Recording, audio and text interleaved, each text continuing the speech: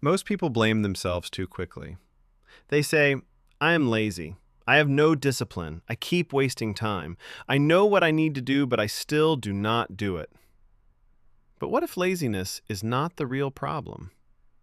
What if the real problem is that your mind is carrying too much?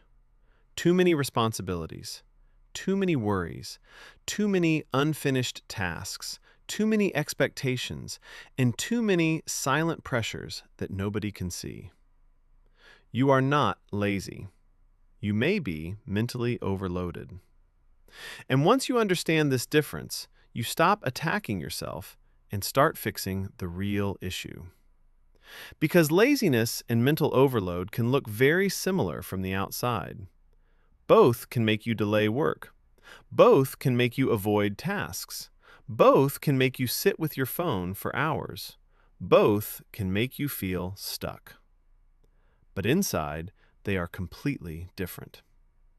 Laziness is when you truly do not care.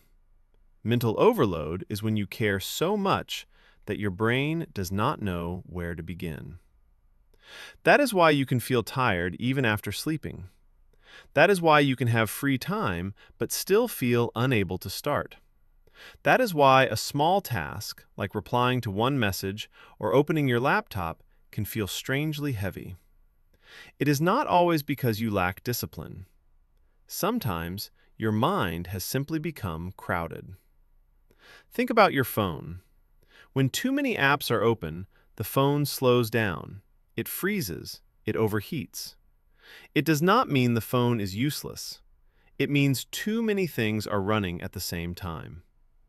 Your brain works in a similar way. You may be sitting quietly, but inside your mind, there are many tabs open. Work, money, family, career, health, the future, past mistakes, deadlines, messages you have not replied to, things you promised yourself you would do, things people expect from you, and things you are afraid might go wrong. So when you finally sit down to work, your brain is not starting from zero. It is already tired. This is why mental overload is dangerous, because it does not always look dramatic. You may still smile. You may still go to work. You may still talk to people. You may still complete basic tasks. But inside, your mental energy is being quietly drained. And when your energy drops, your brain starts choosing the easiest escape: scrolling, sleeping too much, watching random videos, avoiding messages, eating without hunger, starting many things but finishing none. This is not always laziness. Sometimes it is your brain trying to protect you from more pressure. But here is the problem. Avoidance gives temporary relief, but it creates more stress later. You avoid one task today. Tomorrow, you now have two problems. You ignore one message. Later, it becomes uncomfortable to reply. You delay one decision. Soon, the decision becomes heavier than the task itself, and then you blame yourself again. I am lazy. I am useless. I have no control. But self-blame does not solve overload. It only adds one more weight to your mind. So the first step is simple. Stop calling yourself lazy without checking what you are carrying. Ask yourself, am I lazy or am I overwhelmed? Do I not care or do I care too much? Am I avoiding the task or am I avoiding the pressure attached to the task? Because often, the task itself is not the problem. The emotion connected to the task is the real problem. For example, writing an email is simple, but if that email reminds you of conflict, fear, rejection, responsibility, or failure, suddenly it feels heavy. Opening your laptop is simple, but if your laptop reminds you of unfinished work, deadlines, pressure, and expectations, your brain resists. Starting exercise is simple, but if your mind says, I am already behind, I will never be consistent, then even 5 minutes feels like a mountain. The mind does not only respond to tasks, it responds to meaning. If a task feels emotionally expensive, your brain tries to avoid paying the price. So what can you do? The answer is not to shout at yourself. The answer is not to wait for motivation. The answer is not to rebuild your entire life in one night. The answer is to reduce the noise. Start by clearing one small thing. Not everything. Not everything. One thing. Write down everything that is occupying your mind. Every task, every worry, every reminder, every decision, every unfinished thing. Do not organize it first. Just remove it from your head and put it somewhere visible. Paper, notes app, document, anything.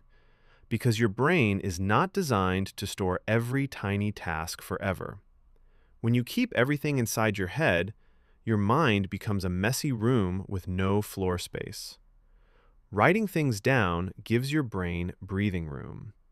Then, choose one small action. Not the most impressive action, not the biggest action, not the action that will change your whole life. Just one clear next step. Reply to one message. Open one file. Clean one corner of your desk. Walk for 5 minutes. Drink water. Write 3 lines. Make one phone call. Finish one simple task. A small win is not small when your mind is overloaded. It is proof that you are still in control. And once your brain sees progress, it starts to relax. This is how momentum begins. Not with a huge life transformation, not with a perfect morning routine, not with waking up at 5 in the morning and becoming a completely new person. Momentum often begins with one small, completed action. One checkbox, one clean surface, one answered message, one paragraph, one decision. Clarity creates energy. When you know exactly what to do next, the task becomes lighter. But when everything is floating in your mind at the same time, even simple work feels confusing. This is why many people do not need more motivation. They need fewer mental tabs open. They need structure. They need rest. They need one clear priority. They need to stop treating their brain like an unlimited machine. Discipline matters, yes, but discipline without clarity becomes punishment. You force yourself to work, but you do not know where to begin. You push harder, but your mind pushes back. Then you feel guilty. Then you avoid more. Then you feel worse. So instead of saying, I need to be more disciplined, try saying, I need to make this easier to start. That one sentence can change everything. Make the task smaller. Make the first step obvious. Remove distractions. Prepare your environment. Set a timer for 10 minutes. Tell yourself, I only need to begin. Because starting is often harder than continuing. Once you begin, your mind gets evidence that the task is possible. And when something feels possible, resistance becomes weaker. Another important step is learning to rest without guilt. Many people are not truly resting.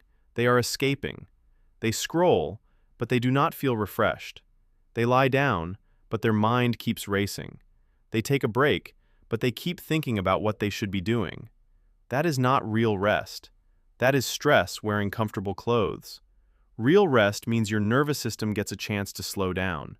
A quiet walk, prayer, reflection, deep breathing, sitting without your phone, cleaning your space slowly, talking to someone you trust, sleeping properly.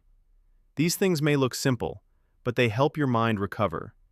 You do not need to earn rest by destroying yourself first. You are human. Your mind needs maintenance, just like your body, just like your phone, just like your computer. If you never clear the system, everything slows down. So today, do not ask, why am I so lazy? Ask a better question. What is overloading me? Maybe it is too many goals. Maybe it is fear of failure. Maybe it is pressure from family. Maybe it is financial stress. Maybe it is comparison. Maybe it is trying to fix your whole future in one day. Maybe it is carrying responsibilities silently because you do not want to disappoint anyone. Whatever it is, name it. When you name the pressure, it loses some of its power. And then choose one thing. One small thing you can do today to reduce the noise. Not to become perfect, not to prove your worth, not to impress anyone. just to give your mind a little space. Because you are not lazy. You are not broken. You are not behind beyond repair. You may simply be tired from carrying too much for too long. And the way forward is not more self-hate. It is clarity. It is patience. It is one small action, then another, then another. Progress does not always arrive loudly. Sometimes it enters quietly through one simple decision. I will start small today. So close one mental tab, finish one tiny task, take one honest breath, and remind yourself, you are not lazy, you are mentally overloaded. And clarity is where your comeback begins.